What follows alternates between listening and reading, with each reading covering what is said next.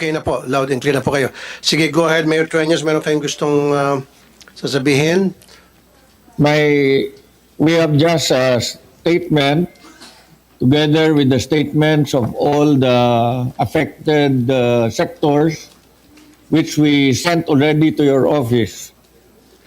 Mr. Chair, Your Honors, first of all, I would like to thank you for taking time and looking at the possible reasons for this 4-day blackout in Panay. We Ilonggos are known to be sweet or malambing and loving people. But these characteristics were tested and challenged when the 4-day blackout hit us last January 2 to 5 of this year. Who can still afford to smile when for the first time you have to sleep in plazas or barangay gyms or the esplanade because of prolonged brownouts, turning houses into hot ovens? Who can still afford to smile if your loved ones with medical conditions a comfortable environment are suffering from inconvenience and discomfort due to rising temperature? The Iloilo City government had to address simultaneous concerns needing immediate attention, to include setting up of charging stations in different areas of the city to ensure connectivity. Classes and work were suspended for 4 days. City Hall services were interrupted, and local businesses were greatly affected. Our local economy has suffered an estimated 500 million losses a day, or 2 billion in 4 days, because the brownouts and blackouts started on a Tuesday and ended on Friday at 12:54. This is the second time that we suffered prolonged blackouts and brownouts. The last one happened in April of 2023. We do not deserve this. No one deserves this. And I ask anyone who is present here, are you willing to have a 4-day blackout brownout? Because I will give you a medal. As Mayor of Iloilo City and Chairman of the Infrastructure Development Committee of the Regional Development Council of Western Visayas, I am angry for the suffering of our beloved Ilonggos and the rest of Western Visayas, people affected by this region-wide power outage. I would like to thank President Bongbong Marcos, Secretary Rafael Popo Lutilla of the Department of Energy, Senate President Mig Subiri, your good office, Mr. Chairman, Senator Win Gatchalian, Senator Risa Ontiveros, Senator Grace Poe, Senator Francis Tolentino, Senator Joel Villanueva. We will not forget you. I promise you, your names will be written in stone because you felt also for your Ilonggo brothers. I thank also House Speaker Martin Romualdez and Congressman Sandro Marcos together with Jamjam Baronda for initiating inquiries in aid of legislation relative to the Panay blackouts. My question to all of you, Mr. Chair, Your Honors, Iloilo City alone suffered a loss of an estimated 2 billion pesos. Who is going to pay for this? We are looking for accountabilities. We are not going to sit down this time and just listen to all these inquiries. The last time this happened in April of 2023, nothing happened. No one was held accountable. Unfortunately, some of our friends in the legislature were trying to help defend those who are guilty. This time, we will not allow those people who are responsible to get away with this. How can this 4-day blackout, brownout happen in a country that is supposed to be one of the most developing countries in the ASEAN? Can you imagine this happening in Singapore? Can you imagine this happening in the NCR? That is why we are angry. Everyone to hold those who are accountable. You must pay for this. Otherwise, we go on with this inquiry, nothing will happen. I am hoping that today, considering that our beloved senators, especially those whom I have mentioned, are seriously looking into this and not defending those who are guilty. I am waiting also that after this inquiry, we will see who is accountable, and those who are accountable should be made to pay. We are serious this time, and we want ultimately the Senate and the House of Representatives together to punish those who are accountable and to hold them accountable for these losses, especially in my beloved city. Who can pay for those who slept in the plazas, who slept in the barangay gyms? Do you want that to happen also to you?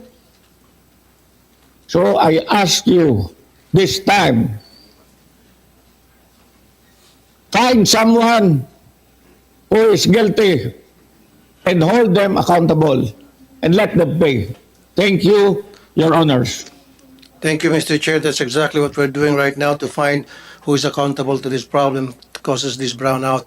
Ito pong mga kalbaryong niranasan nyo, 2 beses na, 2 in a row. At yan po yung dahilan kung bakit nandito tayo ngayon. At sabi niyo po, dapat maging seryoso tayo sa ginagawa nating hearing. For your information, lahat naman po ng hearing dito sa Senado, seryoso po. Wala po kaming ginagawang pabiro-biro dito. Lahat po ng klaseng hearing na dinidinig dito sa Senado ay puro seryoso po. Okay? FYI lamang po. And now let's hear naman from the Governor of Iloilo, Governor Arthur Defensor, if he's there. Good afternoon, Mr. Chairman, and good afternoon to everyone. Honorable Governor Art Defensor, go ahead, sir. The floor is yours. First of all, we are very thankful to the chairman and the members of this committee for having this hearing immediately. We are here to plead for an immediate solution to the problem because we in Iloilo and the rest of Region 6, we are in danger of it happening again. This happened last April of 2023. It happened several days ago, and it can happen again. For us Ilonggos and the rest of Region 6, 2 things. The National Grid Corporation and others concerned should perfect the management of the national grid. because there is no room for mistake here. Second, the completion of vital infrastructure like Phase 3 of the Cebu Negros Panay backbone and other ancillary civil structures to strengthen the grid. Otherwise, the blackout can happen again. Because, Mr. Chairman, machines really fail, whether it is a washing machine or it is a coal-fired power plant. That is why trips really happen as a matter of course. You can correct me later if I am wrong. What is important is that our grid must be able to withstand the trips and the disturbances and the anomalies physically and management-wise. So, Mr. Chairman, that is why we seek for the for compliance with these two things, Mr. Chairman. A grid without a backbone or a national grid without a backbone is not a national grid, Mr. Chairman. A national grid with an unfinished backbone is a weak national grid. So that is why if we don't address these matters, Mr. Chairman, the blackout will happen again.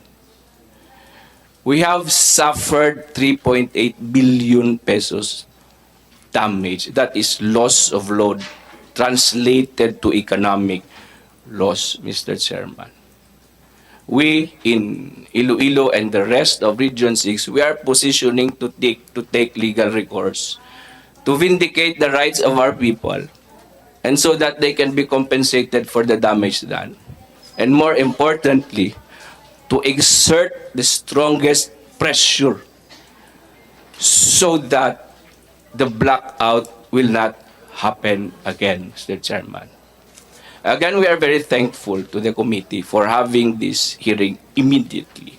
And again, we are here to plead together with the rest of Region 6 for an immediate solution to the problem. Thank you and good afternoon. Thank you, Honorable Governor Arthur Defensor. And now let's hear from the Governor of Guimaras, Governor Carlos Rahman Nava. Governor Nava, sir. Thank you very much, Honorable Chair. To the honorable members of this committee, we would like to express our appreciation for the invitation and would like to manifest as well our support to this initiative. Notwithstanding this latest incident, last January 2, that affected the entire region, particularly Panay and Guimaras, which is similar to the event that happened last April of 2023. I'd like to inform this committee that we in Guimaras had experienced power interruptions. For 2023, not less than 60 hours of power interruptions, both scheduled and unscheduled. The same way, or in addition to what the other local executives have said, I would like to point on something that we need to be further informed. This is the swinging reserves. I would like to emphasize on this because there is a substantial bill that Gimelco receives, our electric cooperative, from NGCP, I mean. Substantial in the sense that it is somewhere more than 30% to more than 50% of the bill monthly. And we all know that is passed on to the consumers of ancillary support services, which includes one, contingency reserves, dispatchable reserves, and there's another one. Yeah. So I think this is meant to prevent incidents like this. And paying that much on a monthly basis to guarantee incidents that this would not happen, I think that's too much for us consumers.